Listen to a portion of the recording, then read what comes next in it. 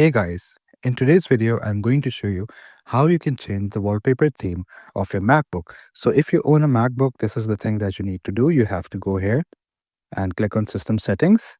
And once when you're here, you have to go down here to Wallpaper.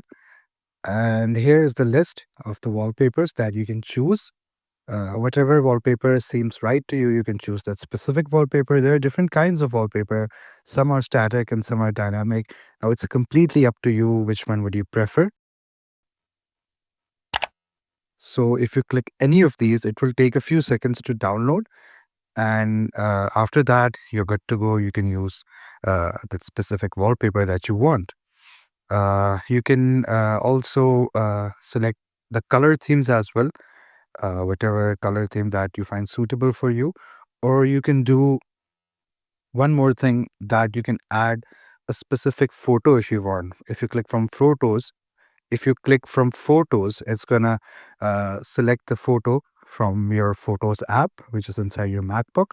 It's just like, the app, Photos app that you have on your iPhone. It's similar to that.